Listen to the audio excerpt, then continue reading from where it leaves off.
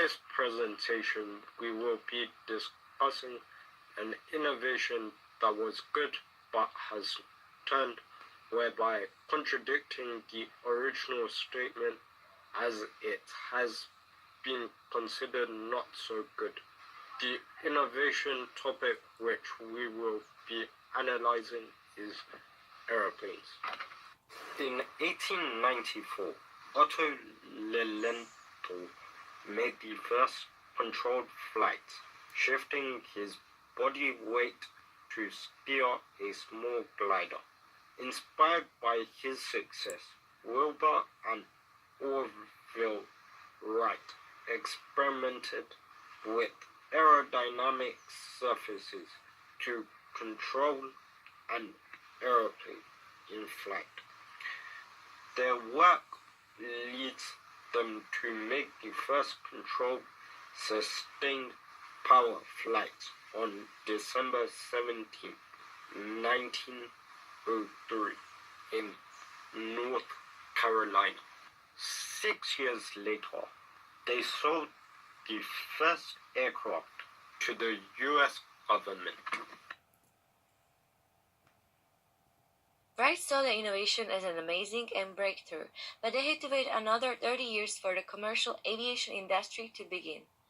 Instead of pitching their product as revolutionizing travel across the world or connecting people, they believed the plane could end the war.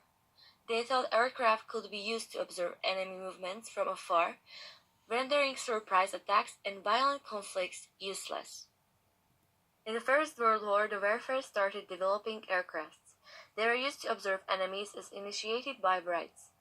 At the start, aircraft like the BE-2 were mainly used for reconnaissance and were the only means of gathering information beyond enemy trenches. Early aircraft were not fitted with radio sets, so pilots could either drop messages in weighted bags or use message streamers to drop messages to forces on the ground. The airfare had a positive image. Governments were trying to create a positive look on airfare as well as warfare. It was common for the war supporters. There were even others that were attracting young men to join airfare, making it look as a glamorous job. However, later the projectiles started to be used, which were usually dropped in bundles from airplanes. Initially, the usage of the aircraft started to change its main role. During the Second World War, the airfare has been developed even more with the invention of bombs. This was probably a different scenario as the one Wright brothers imagined. The usage of aircraft has changed from observation to bombing. The public view has changed too. This job was no longer appearing so glamorous. Therefore, the invention of aircraft has changed from positive to very negative. The Second World War belongs to the worst conflicts in the history, with estimated number of more than 80 million of dead. The contribution of airfare was significant.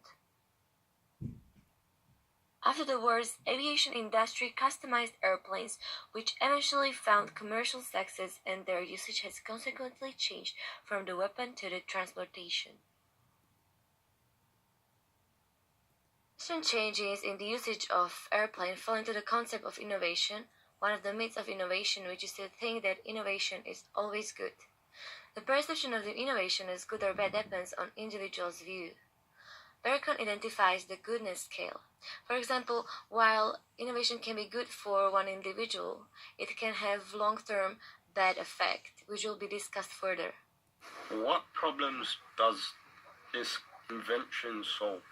It allows individuals to travel fast anywhere around the world, and with an average of 3,300 million passengers that traveled between 2012 to 2016.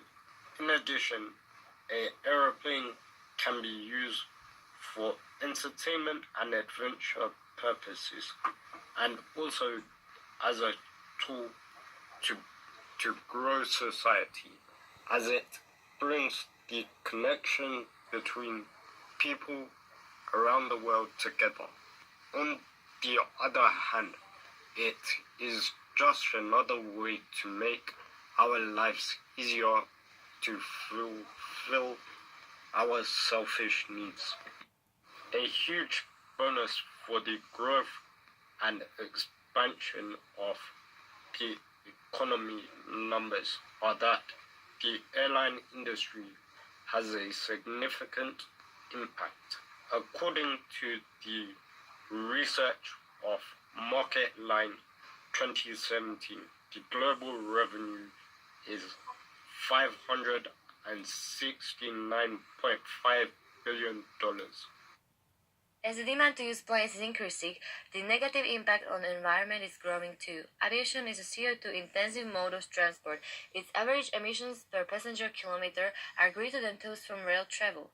In 1992, the radiative forcing by aircraft corresponded to approximately 3.5% of all anthropogenic radiative forcing. It contributes to the pollution and has the negative impact on individual society and eventually on the economy too, because governments need to invest in new ways of decreasing pollution and global warming. Findings are that it is as hard to find purely bad innovation as it is to find purely good one. The paradox is when we solve one problem, we often create another. Most of the inventions are maybe not created, but often used for our selfish pleasure. As seen in our example, people are willing to sacrifice nature or own health for the short-term enjoyment or comfort, or in the war sacrifice innocent lives for wealth of one country. Even though we might perceive airplanes as positive product, it has bad effects and it is not something we could not live without. It is just our own convenience to have them. By doing this presentation, we were able to explore another concept of innovation and understand its paradox better.